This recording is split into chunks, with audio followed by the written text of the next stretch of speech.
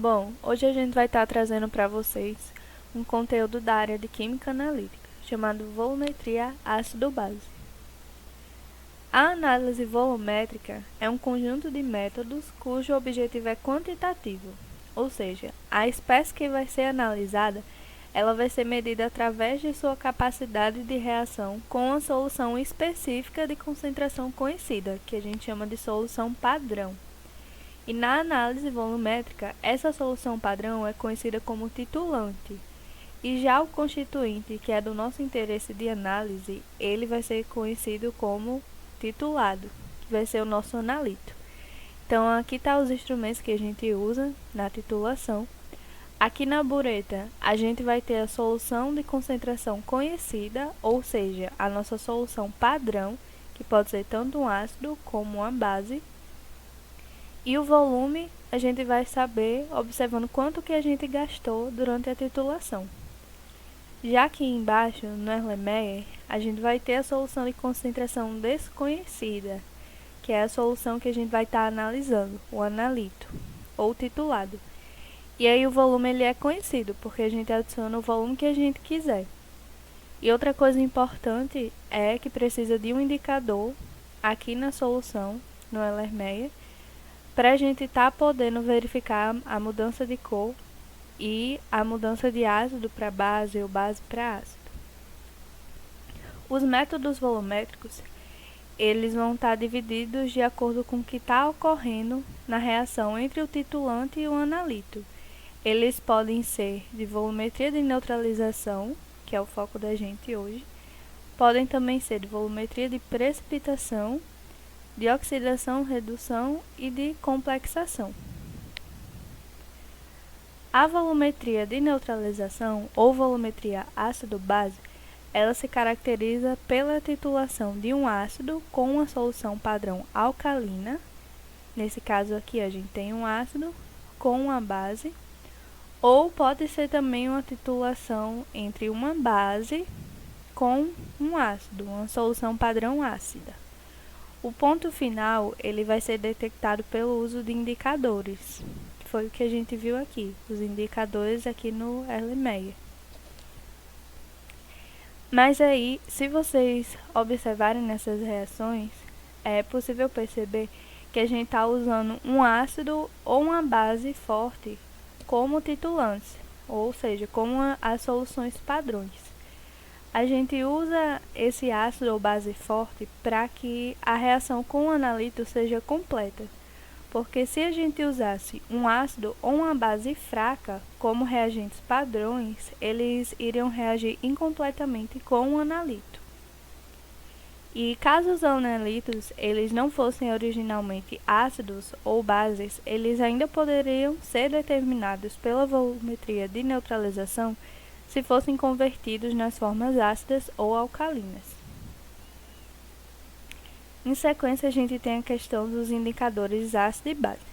Eles podem ser ácidos ou bases fracos de natureza orgânica.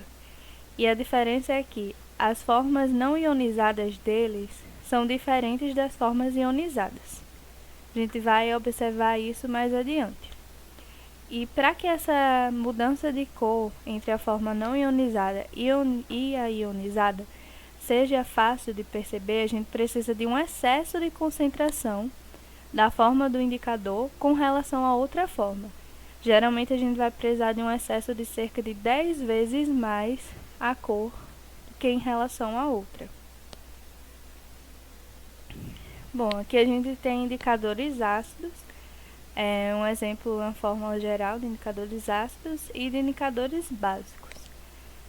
Aqui o pH da solução ele não vai ser afetado com a adição de um indicador, porém o equilíbrio da ionização do indicador vai sofrer alterações por causa da concentração do H3O+. Isso aqui segue o princípio de Le Chatelier, que diz que quando a gente provoca uma perturbação em um sistema que estava em equilíbrio, esse sistema vai se deslocar no sentido que tende a anular essa perturbação. E a gente vai ter um ajuste para poder conseguir ter um novo equilíbrio.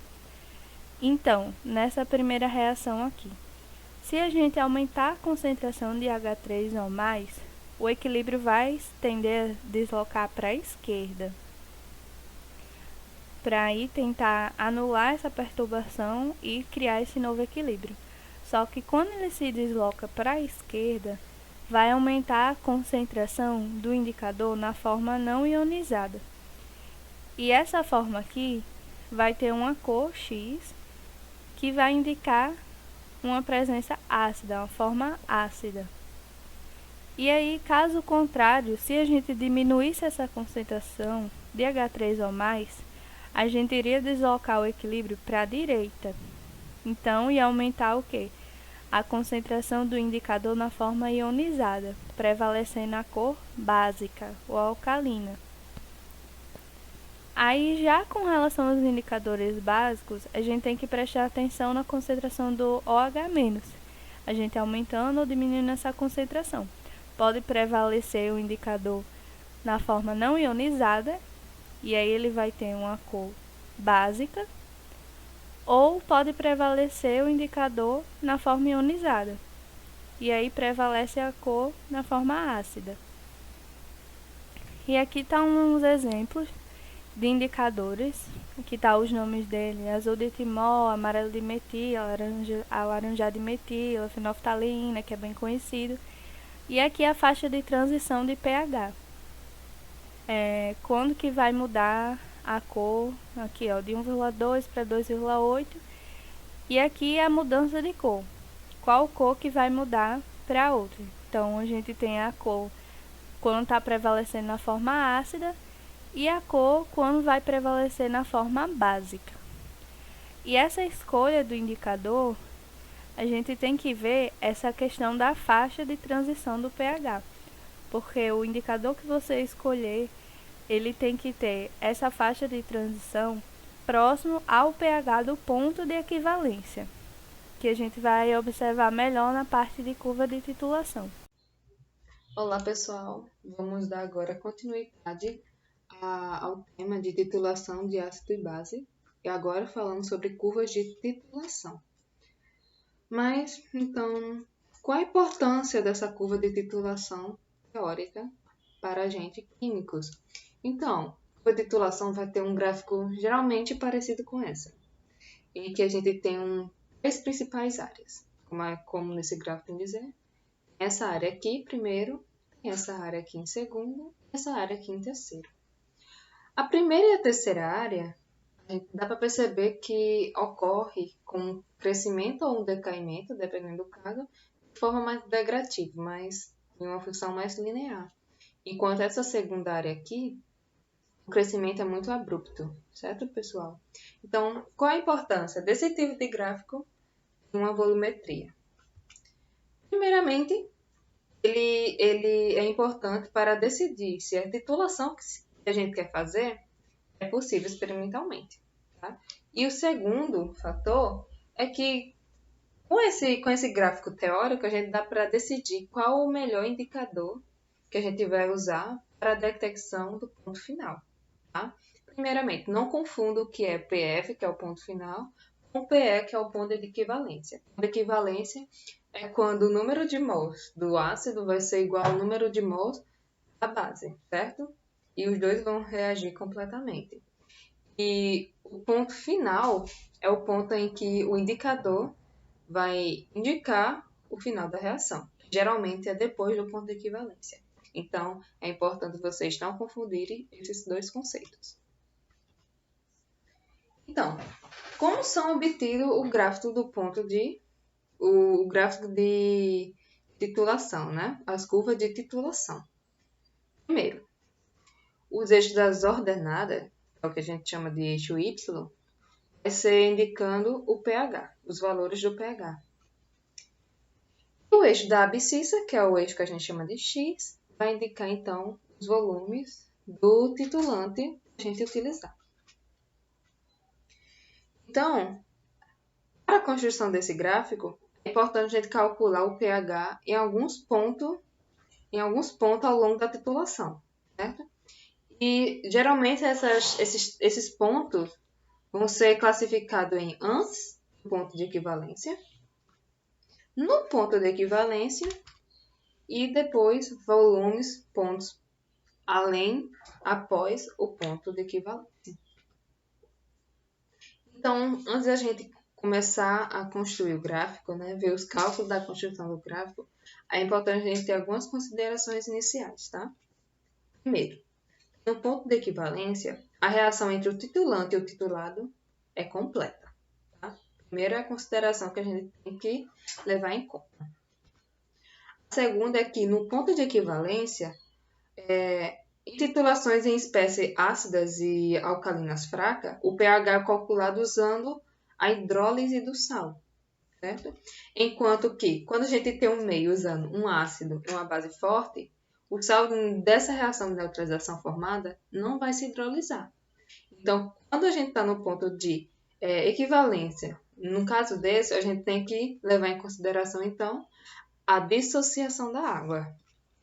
E a constante de dissociação da água, né, em 25 graus Celsius, é o que a gente disse que é o Kw é igual a 1,00 vezes 10 elevado a menos 14. Tá? Esse valor a gente vai utilizar muito daqui para frente, então, em mente o valor da constante de equilíbrio da água e esses outros 3 tópicos. Então, primeiramente, a gente vai tentar construir uma curva de titulação utilizando um ácido forte e uma base forte. O ácido forte a gente vai usar como titulado, certo? Geralmente a gente coloca em um laboratório um Erlenmeyer juntamente com o indicador. Tá? É muito comum a gente usar como indicador o fenolftaleína. Já como titulante, vamos usar então a base forte. E geralmente o equipamento que a gente usa para fazer essa medição vai ser então na bureta. Aos poucos a gente vai controlando o seu fluxo e vai ficar pingando no Erlenmeyer, então reagindo com o ácido. A reação que ocorre aí, no caso, é uma reação de neutralização completa, tá? Em que a gente tem um ácido forte, que a gente representou por HA, reagindo então com uma base forte, que a gente representou como BOH, resultando então no sal de ácido e base forte, que a gente representou por BA, e água. Isso é uma reação de neutralização completa. Certo? Então, vamos considerar aqueles pontos que a gente disse anteriormente para calcular, para fazer essa curva de titulação. O primeiro ponto que a gente vai utilizar é um ponto inicial que ocorre antes de a gente colocar a base no meio ácido, certo? Antes de a gente iniciar a titulação, ou seja, o volume da base é zero. A gente não colocou nenhuma base, a gente só está calculando o pH do titulado, certo? Então, aqui só há ácido forte e monoprótico. Eu calculo o pH desse ácido forte e monoprótico, certo? Primeiro, se é ácido forte, a gente considera que quando ele vai se dissociar, ele se dissocia completamente. Por isso que ele é classificado como um ácido forte. Tá? Então, a reação de dissociação do ácido. A gente tem um ácido HA se dissociando em H+, e A-. Tá? Então, a concentração analítica do ácido vai ser igual à concentração do ácido completamente dissociado, certo? Ou seja, a concentração de H+, exatamente igual à concentração do ácido. Por quê? Porque o ácido está dissociando completamente. Todo esse ácido está sendo transformado em H+, se a proporção estequiométrica foi de 1 para 1, certo? Então, quando a gente vai pegar a concentração de H+, a concentração de H+, é exatamente a concentração do ácido forte, certo? Então, como eu vou calcular o pH a partir daí? A gente sabe que o pH é exatamente ao menos log da concentração de H+. Se H+, aqui em cima, está igual à concentração do ácido, então a gente pode considerar que o pH vai ser igual ao menos log da concentração do ácido forte. Ok?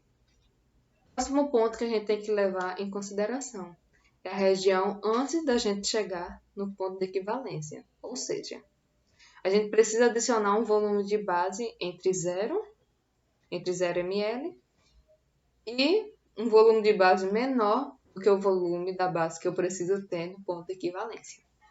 Ok? Então, quando a gente coloca a base no ácido, toda essa base vai se reagir com o ácido. Essa reação de neutralização que eu já mostrei a vocês. O ácido vai reagir com a base, formando o sal de ácido forte e base forte, mais água. Tudo bem? Então, o pH será determinado pela concentração do ácido que não foi reagido com a base. Ou seja, a gente coloca menos base do que ácido. Então, a base vai reagir com um pouco de ácido e o resto do ácido que não reagiu é o que vai decidir aquele pH do meio. Certo? Então, o pH tende a subir, porque a quantidade de mols de ácido que eu tenho naquele meio é menor do que antes. Certo, pessoal? Então, como a gente calcula esse pH no meio? Primeiro, a gente tem que saber qual vai ser a concentração do ácido forte final depois que a gente colocou um volume de base, certo? Então, primeiramente, a gente precisa calcular o número de mols inicial do meu ácido. Qual o número de mols inicial do meu ácido? Exatamente esse daqui. A gente pode pegar a concentração do ácido, multiplicar pelo volume do ácido que eu coloquei lá no meio e diminuir pelo volume da base vezes a concentração da base. Isso vai indicar exatamente o número de mols em excesso do meu ácido, certo? Ou seja, eu tenho um número de mol do ácido que não reagiu com a minha base. E tudo isso a gente tem que dividir pelo volume final. Qual é o volume final? É o volume do ácido, que eu já tinha aqui no meu Erlenmeyer, mais o volume da base que eu adicionei da bureta, certo? Então, o pH nesse ponto é dado em função da própria concentração analítica do ácido, certo? Então, bora lá. O pH vai ser igual a menos log da concentração de H, certo? E essa concentração de H vai ser igual a essa concentração do ácido forte final que a gente tem, certo? Então, se a concentração do ácido final é tudo isso, podemos substituir nessa equação de pH, ficando como o pH final, o pH é igual a menos log de concentração do ácido vezes o volume do ácido, menos concentração da base, menos o volume da base, tudo isso dividido pelo volume final, que é o volume do ácido, mais o volume da base. Feito isso, o nosso próximo ponto é no ponto de equivalência, tá? Onde há uma reação completa do ácido e da base do meio, certo? Então, toda a base que eu fui adicionando aqui na bureta vai reagir com todo o ácido que está aqui no Erlenmeyer, tá? Resultando, de novo, nessa reação de neutralização, tá? E o que é interessante nesse caso? Esse sal aqui, formado de ácido forte e base forte, ele não se hidrolisa. Então, o que no meio vai determinar o pH? A única coisa no meio que está se dissociando agora é a água. Por isso que, no ponto de equivalência, quem vai determinar agora o pH do meio vai ser a constante de dissociação da água. Tá? A água, como nós sabemos, se dissocia em H+, e OH-, tá? Isso, a constante de dissociação, né, que a gente chama de Kw, vai ser, então, a concentração de H+, vezes a concentração de OH-. E, experimentalmente, a gente tem esse valor já, que é tabelado, que é 1 vezes 10 elevado a menos 14. Tá, pessoal? Nesse cálculo aqui da água, a gente considera que, no equilíbrio, né, a concentração de H+ e de OH- são iguais. Se são iguais, eu posso substituir um deles aqui na fórmula. Então, se eu substituir, dizer que o OH é igual a H+, eu posso substituir ele aqui.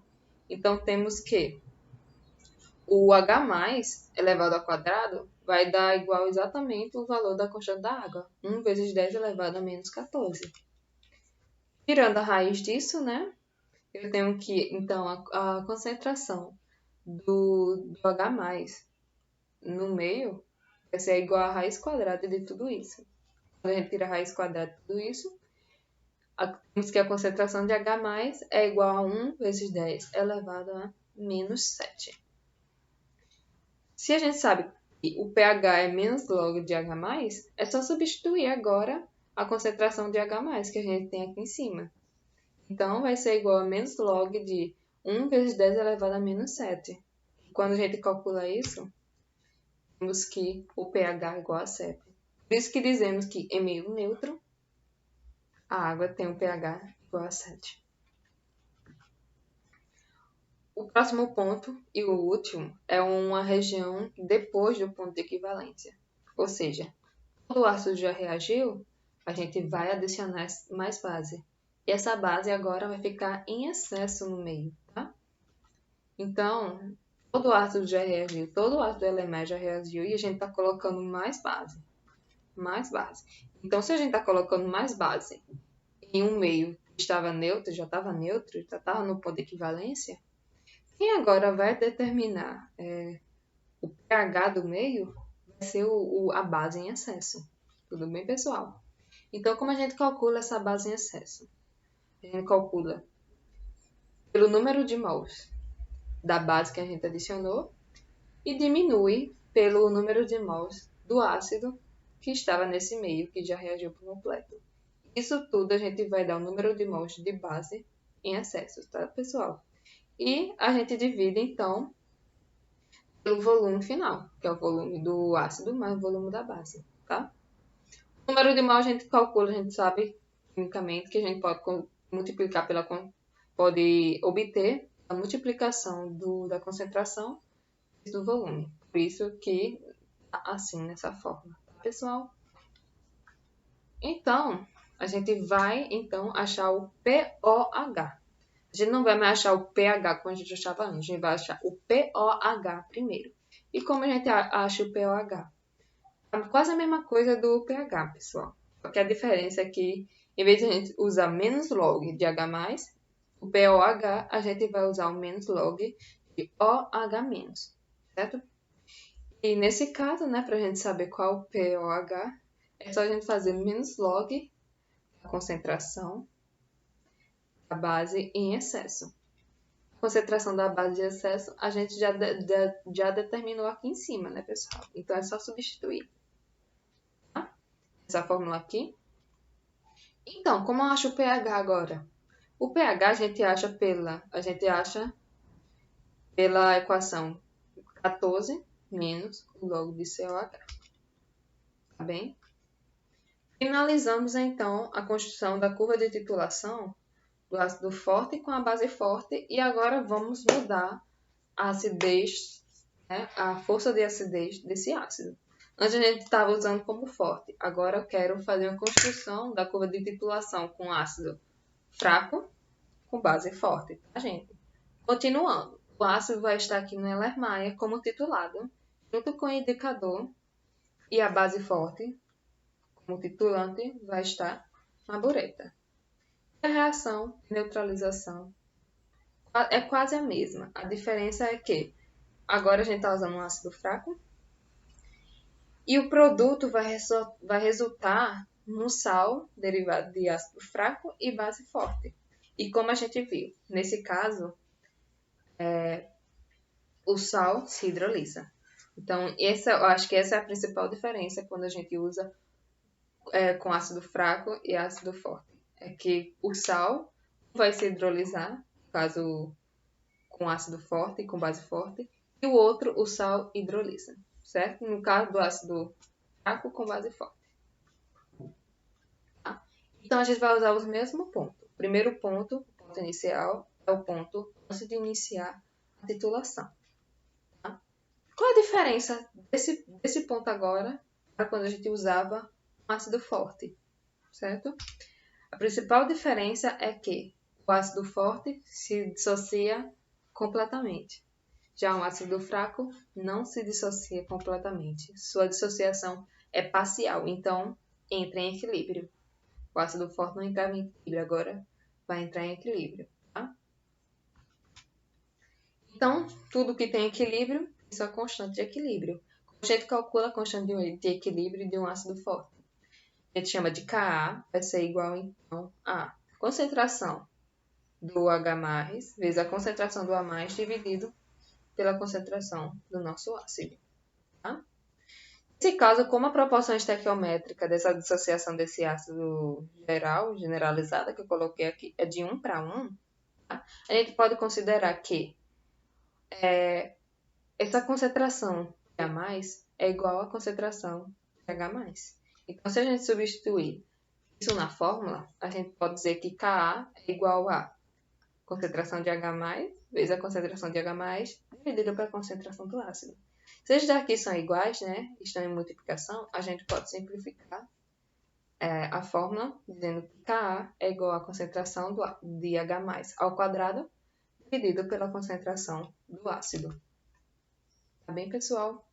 Então, continuando. Elevado a 2, tá? A gente pode passar para o outro lado, fazendo o quadrado. Mas, primeiramente, a gente tem que passar a concentração de HA para o outro lado, multiplicando, certo? Então, temos que a concentração de H+ elevado ao quadrado é igual a Ka vezes a concentração do ácido fraco. Então, passando a raiz para o outro lado, né? A gente tem que, então, a concentração de H+, que é o que a gente quer, porque é o que a gente precisa para calcular o pH, é igual a raiz quadrada da constante do ácido vezes a concentração do ácido. Bora retomar a fórmula de pH? pH é igual a menos log da concentração de H+. Substituindo esse H+ por essa fórmula aqui que a gente tem, temos então que o pH de um ácido fraco pode ser calculado por menos log de raiz quadrada de Ka vezes a concentração do nosso ácido fraco. O próximo ponto que a gente tem que calcular numa curva de titulação é a região antes de chegar no ponto de equivalência. Tudo bem? Então, como a gente faz isso, tá? Quando a gente começa a adicionar a base vai reagindo com o ácido fraco, tá? Formando o sal que se hidrolisa, né? O sal derivado de um ácido fraco com base forte e água, com qualquer reação de neutralização. Tá? O pH agora vai ser também determinado pela concentração do ácido que não foi reagido com aquela base. Ou seja, eu coloquei base, mas a quantidade de base não foi suficiente para neutralizar todo o meu ácido. Então, ainda tem no meio ácido em excesso, certo? Então, vai ser quase a mesma fórmula que a gente usou para ácido forte. Tudo bem, pessoal? Aqui era para estar fraco, tá, gente? Foi erro de digitação. Mas é ácido fraco. Então, temos, que a concentração do meu ácido final, ou seja, o ácido que vai ficar em excesso, vai ser igual a número de mol, tá? Inicial que eu tenho do ácido. E esse número de mol pode ser calculado pela concentração do meu ácido inicial, o volume do meu ácido inicial, menos o número de mol da base, certo? Que foi o que reagiu, com o meu ácido. O número de mol da base a gente pode calcular pela concentração da base vezes o volume da base. Tudo isso a gente vai dividir, então, pelo volume final. E o volume final é dado pelo volume do ácido que eu já tinha no meu Erlenmeyer, mais o volume da base que eu fui adicionando pela bureta. Então, a concentração final do meu ácido, eu posso calcular o pH. Tá? Por quê? Porque o pH vai ser igual à concentração do meu ácido, a concentração final do meu ácido, certo? A gente tem que lembrar que o pH calculado de um ácido fraco, certo? É menos log da concentração de Ka vezes a concentração do ácido fraco, tá? Então, substituindo tudo isso na fórmula, fica aqui. O pH do meio vai ser igual a menos log da raiz quadrada de Ka, que é o constante do ácido, constante de dissociação do ácido, vezes toda essa fórmula aqui, que é a fórmula da concentração final do ácido, que está em excesso no meu meio. Partindo então para o terceiro ponto, que é o ponto de equivalência, tá? Que é quando temos a reação completa do ácido e da base, certo? Então, toda a base que foi adicionada é reagido com todo o ácido destilado, tá? Nessa reação de neutralização. Então, o sal proveniente da reação de neutralização de um ácido fraco e uma base forte se hidrolisa, tá, pessoal? Então, se o sal se hidrolisa, quem vai determinar o pH nesse meio é exatamente a hidrólise do sal. Tá? Qual é o sal que a gente vai ter? O A+, que é o sal proveniente do ácido fraco, tá? Porque é o ácido fraco que dissocia, hidrolisa, no caso. Reagindo com a água, vai formar água e OH. Olha aqui, pessoal, ele deixou OH no meio nessa reação. Se eu deixei OH no meio, meu meio vai começar a se tornar básico. Essa é a principal diferença também quando eu uso um ácido fraco. Porque no ácido fraco, a concentração de OH menos e H+ são iguais. Por isso que a gente disse que o meio vai ser neutro. E quando eu uso um ácido fraco, a sua hidrólise, ele libera o H-, deixando o meio agora básico no ponto de equivalência. Tá, pessoal? Como a gente calcula o pH nesse meio, né? Vamos lá ao passo. Primeiro, a gente tem que ter em conta a constante de hidrólise. Tá? A constante de hidrólise, se a gente pegar essa fórmula, vai ser a concentração de H+, de HA, que é a concentração do ácido, vezes a concentração de OH-, dividido, então, pela concentração do sal. Tá, pessoal? Como vocês sabem, a constante é feita sempre o produto dividido pelo reagente. Por que a água não entra? Porque a água é solvente, então sua concentração vai variar muito pouco. Então, a água não vai entrar. A gente considera a concentração 1. Então, pela proporção estequiométrica de 1 para 1, a gente tem que o que vai ser produzido de HA é exatamente igual ao que vai ser produzido de OH-, tá? Então, a gente pode substituir, por causa da igualdade, nessa fórmula aqui acima.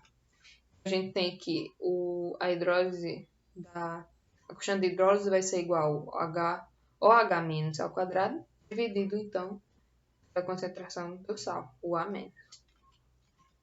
Então, vamos tentar isolar esse OH-, tá, gente? Então, a gente primeiro passou essa concentração para o sal, do outro lado, multiplicando. Então, a gente tem que o OH- ao quadrado vai resultar, então, na constante de hidrólise, certo? Vezes, então, a concentração do sal. Tirando a raiz disso tudo, né? Então, a gente tem que a concentração de OH- vai ser igual à raiz quadrada da constante de hidrólise, vezes, então, a concentração do sal. Qual é a concentração do sal? A gente também pode refletir sobre isso, porque a concentração do sal nada mais vai ser do que o número de mols totais que eu tenho do ácido, dividido pelo volume do ácido mais o volume da base, que equivale ao meu volume total. Se eu substituir essa equação nessa fórmula aqui acima, vamos ter tudo isso, que é a concentração de OH- vai ser igual a raiz quadrada, a constante de hidrólise, tudo isso multiplicado por concentração do ácido vezes o volume do ácido dividido pelo volume do ácido mais o volume da base total que eu implementei nessa minha equação, nessa minha reação. A gente tem que o pOH é menos log de OH-, e OH- é toda essa fórmula, custa a pena substituir. E temos então que POH é igual a menos log da raiz quadrada de todo esse camarada aqui. Tá bem?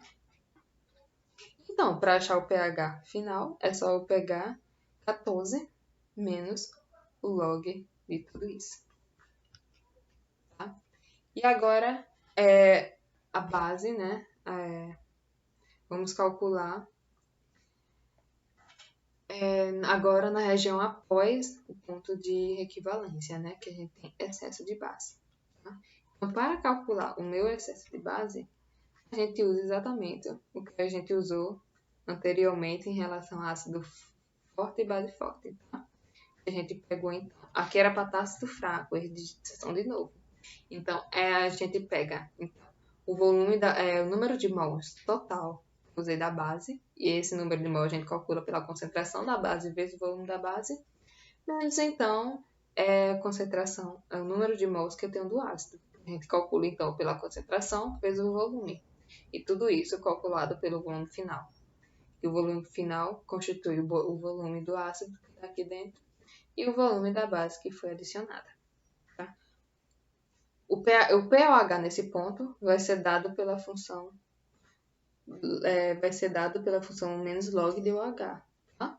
Eu tenho que a concentração de OH é exatamente a concentração da base em excesso. A gente tem que o pOH é igual a menos log a concentração da base em excesso. E para eu achar o pH desse meio, basta apenas eu pegar 14 e diminuir do pOH, que é o menos log dessa concentração da base em excesso. Muito obrigada, pessoal, pela atenção de vocês. Nos sigam nas redes sociais.